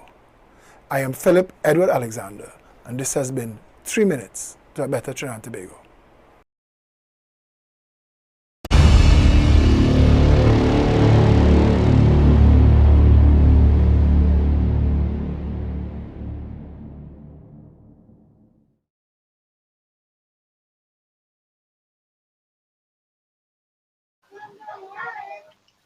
My good people, we are back in the last 15 to 20 minutes of this. If you have stuck with us from the start to now, you would have realized that the connection was just the worst today. But we are still here, sticking with you guys. We're still doing the show, and as much as you can get from the show as possible, I hope you are getting it. I am going to open the lines right now for anybody who may still be with us, who would have bedded through all of those difficulties. I am going to Yeah, talk, or we Felicia, can you're talk. frozen. Of course I am. I Of wanna, course I'm frozen. I wanna bring up, I wanna say something. I forgot. Question to the Ministry of Health: how they're dealing with instances? Let's say the ambulance get called in for somebody sick, right? They don't know what the sickness is. Let's say they go or someone passed away, right? Are they treating all deaths as potential COVID deaths in terms of people who may not, they might have been feeling ill and they say, nah, it's just a cold I have, and it reached too bad that they actually died at the home or on their way to the hospital. I presume, I would think that they should be treating them as potential COVID patients. On the next swing of that too, is it that the deaths, these bodies are going to be tested before being released to the family for, let's say, burial or to go to get embalmed or whatever in the what do you call them, the homes, the Clack and Batu or wherever it might be, because then at this point, Funeral. if these people working there have to secure themselves, because as we know and we have heard that the virus lives even longer in the body. So even though you might be you might be a dead person, the virus still lives a substantially long period of time within the body. So anybody embalming or anything like that, they're gonna be at high risk. Right, so a lot of like I can't recall hearing anything along these lines, and the thought came to mind just the day before yesterday, and I thought I should bring it up. Somebody should answer somebody's questions. It's important.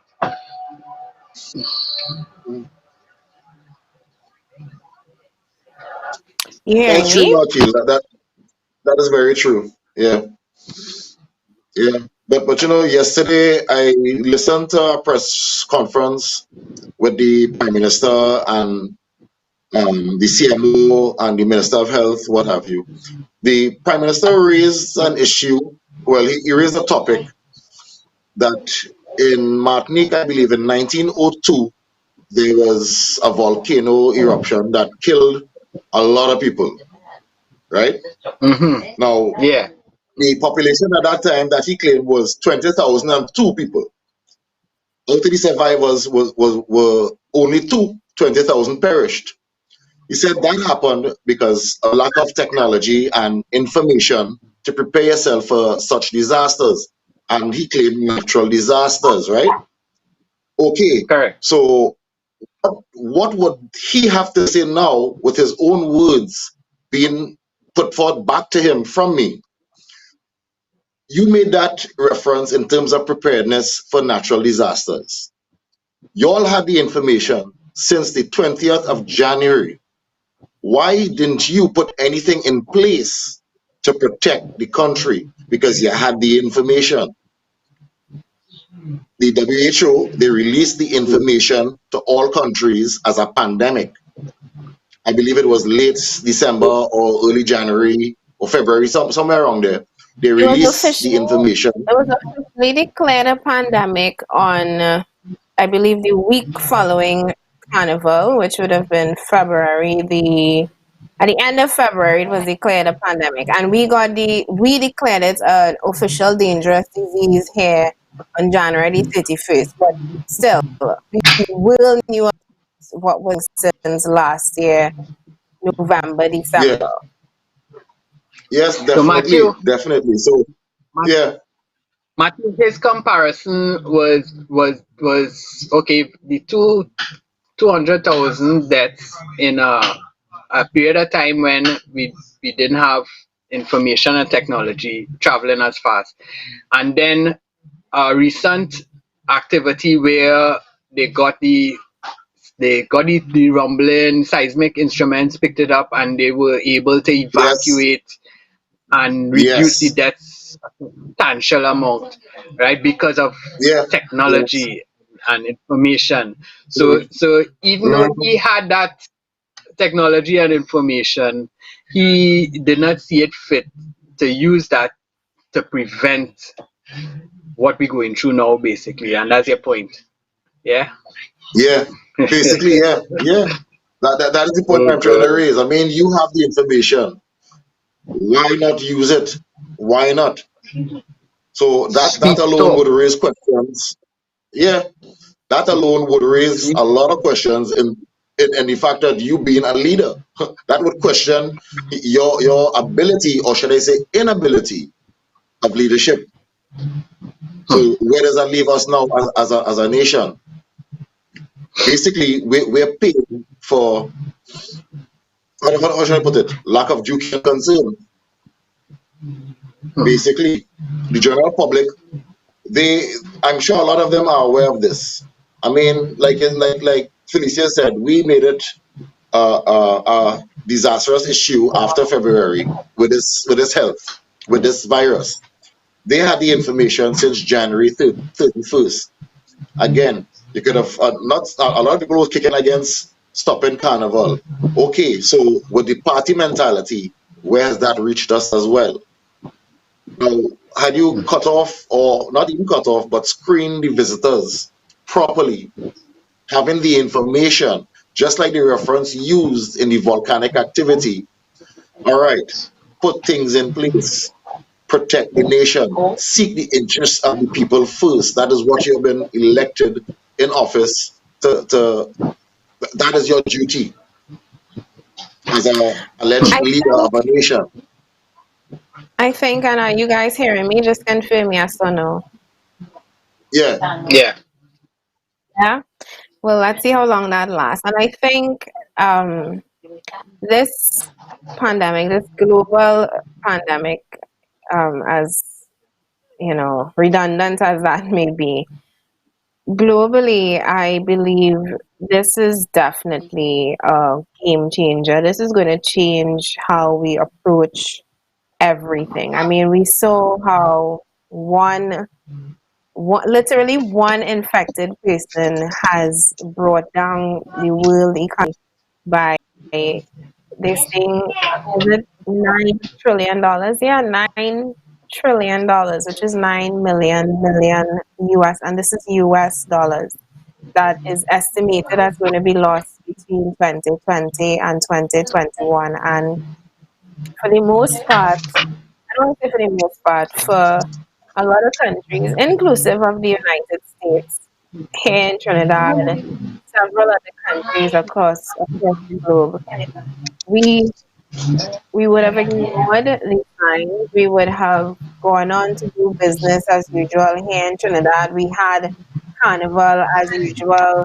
Everything went on as usual, and now we are unfortunately experiencing the very dire effects of not paying attention to the warnings. I will never forget. I'll never, ever, ever forget Carnival Monday doing my friend's makeup. I did not play mass this year. Before the COVID-19 pandemic, before everything happened, I made a decision not to to play mass this year. And for everybody who knows me, I am a mass baby. I love carnival, but I abstained this year for other reasons. But I remember listening to the report on Carnival Monday while doing her makeup from the World Health Organization on a news report on CNN, where they said, it's not, while it has and is going up around the globe, we are not yet officially declaring it a pandemic because we're not sure yet. And I mean, it, like I said, the warning signs were there, the bells were being rung. We saw what was happening at that point in time back on February the 25th. China was, going through it the worst, where is the epicenter? Where was the epicenter of this disease? And I think the world has been so focused on, growth and economic wealth and stability and just getting more. It's a capitalist kind of world that we are living in right now. Let's be honest. Trump is I heard yesterday that he's making moves to reopen the borders of the United States of America. I think this downtime was extremely inconvenient to him and the rest of the world, and it's understandable. I mean, things grind to a halt based on COVID-19. And we have been on a go, go, go kind of lifestyle. And it's very crazy that a small disease, and I have to say a small disease because it started with one person, one bat, whatever, however it was created.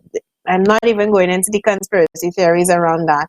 But it started with one person, and we have 2 million people in the world who would have been impacted by it, and close to 50% of the world's population under quarantine, and almost the entire world has changed. Almost the entire planet has now been impacted and affected by what started as a very, well, again, one infection that is now, like I say, changing the way we operate, changing the way the world operates, and possibly changing, and not possibly, but most likely changing the world forever. I don't anticipate people would be shaking hands too soon. I actually wanted to discuss that as a fun part of the show, is the handshake over. And I think for a good while after this, you're not going to be seeing many people shaking hands. You're not going to be seeing many hugs, etc., because it is one of the ways that we know the disease transfers. And like I said, to begin this entire rant, that, this disease has really changed the way we do things, and it will provide an opportunity for lessons learned, particularly for countries like ours who saw the warning signs, rang the bells, but still went on to ignore those warning signs. I think how we operate from here, if we go back to the way we used to do things before, then we have clearly not learned our lesson. And I am a strong believer in lessons learned. I'm a strong believer in learning from the mistakes of the past. And this does present an opportunity for us to learn from these mistakes, whether or not we seize this opportunity as people. I know I myself am going to be more prepared in terms of, and when I say more prepared, I think, just the way we conduct ourselves, the way we go around. I wish that I had started using my mask sooner than was being recommended that we use it. Again, not because I was afraid of country disease, but it is a habitual thing. It is something that you have to practice using. The first time I put a mask on my face, it was so uncomfortable, but it's now something that we have to do. And like I say, going forward, I really hope that as a people, we can change the way we do things. Everything is not about money as we are during this time period.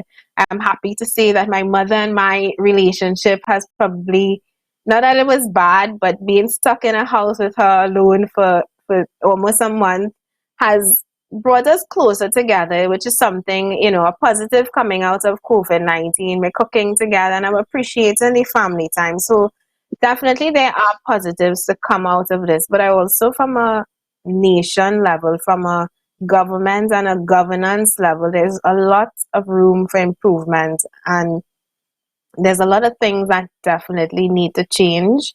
Whether it can happen under this present administration is why we're doing this show. It's why we are offering ourselves as an alternative to the people, because we need a progressive and forward thinking government to face the world that is going to be definitely different come the end of this pandemic and from 2020 moving forward. We have just about 5 minutes left of this program. I want to give you each about 2 minutes to offer your closing remarks before we wrap up for the day and for the weekend.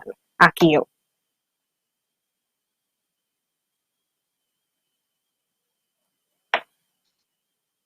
Not hearing you, Akil. I'm not Check your hearing mic. Akio. Yeah. Sorry about that. My mic was off. I don't like you, Felicia. We need. I'm hoping that the government learned from Mountain go on with respect to the people lining up at the banks, and at the groceries and other places that essential places that they have to get stuff. I think the government needs to put something in place along the lines of, I said it last time I was on air, and I see I'm not sure which country doing it now, but what they do is they allow people to come out on certain days based on their names, right? So anybody with a surname and starting with A would come out on a particular day, or let's say A B C D E F G. They would have access to banks, groceries, pharmacies, whatever, on a particular day, and the following day you continue from there, to limit the amount of people that we have lined up at these places, because in some instances it's difficult for them to line up and practice safe protocols in terms of the distancing.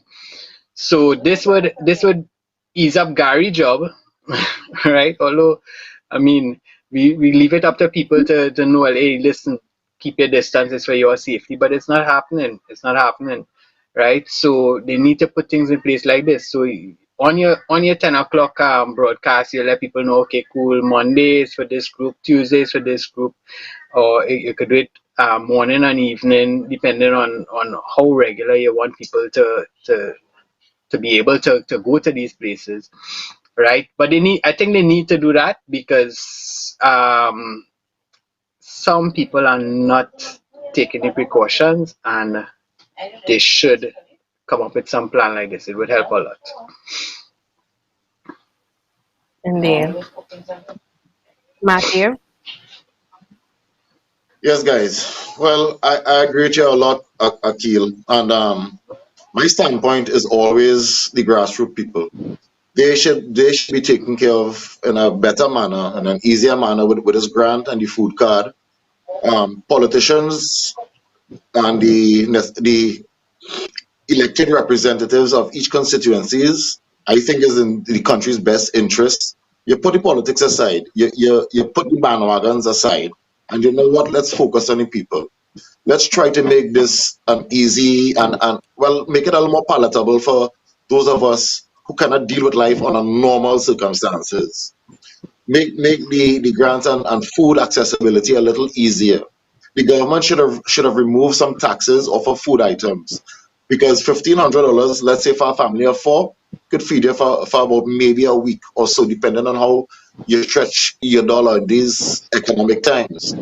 And again, remove the taxes off of food. Let it be a little easier for everyone to access some food. So $1,500, less 12.5% at the counter will give you a little more, will give you at least about $1,700 average worth of food, or $1,600 and some cents worth of food. You know, let the utility companies defer payments. Let these service providers defer payments and stop cutting people's services. Because right now, information and contact is what we need to build better communication for us to move forward through this pandemic period. We as a people, we should learn to stand together, protect each other's interests, look out for one another, and most importantly, like I keep stressing on, for the people who they want to class as the have-nots, which is, I would say, about 70% of the country, um, uh, don't have figures to substantiate that percentage, but are just using it as a reference. You know, let life become a little easier for everyone. Let it be easy. Put the political bandwagons aside. Put the differences aside. Here's what. Let's move forward. Let's protect the people. Let's seek the interests. So a UNC representative in a UNC stronghold should be able to access funds, grants, food cards, what have you, to provide for his constituency. Things like this should be done. It should really be done to protect the interests and the lives, the stomachs of the younger children as well. Because children, we as parents, we have to provide for children. But if we can't even provide for ourselves, where does that leave our child, our children, our homes? You want to fix this country, like we all say in the Progressive Empowerment Party, this country can be fixed constituency one at a time. You fix one constituency, you fix 41, you fix the country. And that is how we can move forward without animosity and being humanitarians towards each other and leave the politics out of assisting people there so that it keep saying it makes it a lot easier for everybody to get through this period. Thank you guys.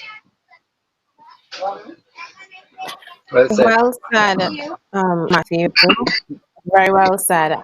And we're out of time, completely out of time for the program this morning. I do want to thank all of the viewers, the ones who remained with us this morning, despite all of the enormous technical difficulties. I promise you that we are working hard at sorting all of that out. We would increase speeds as much as we need to increase speeds, upgrade our computers as much as we need to, because we want to be able to bring across the message to you guys. I know you look forward to this show on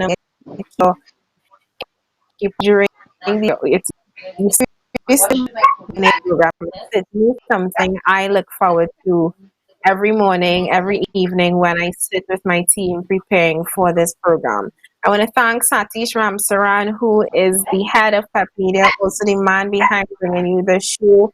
He who has been working very hard with me to sorting out all of these technical difficulties, being very patient with my very terrible service, but still working hard every morning, every evening to present and show across to you guys. I want to remind you, we have PEP masks for sale. I want right now, but check us out. Check out our page. Check us out on Instagram. Follow at PEP. You can see the mask that we have. It's only $25 for one. If you're buying wholesale, which is 100 masks or more, you pay $22 for one. This is the cheapest I've seen any mask selling up right now in Trinidad and Tobago. Most masks are between $35 and $45. So get your PEP mask. Help support our cause. For every 100 masks, every 10 masks that we sell, we donate one to somebody in the public. So please support us. Please help us spread the message of PEP, as well as help keep us safe from the coronavirus. It's 10:03 a.m. It's Friday, the 17th of April. I wish you a very happy weekend ahead. I thank my two guests, my two co-hosts, sorry for coming on and being on the show with me this morning. Remember, in this period of social distancing, let's stay together by staying apart. Have a great weekend ahead.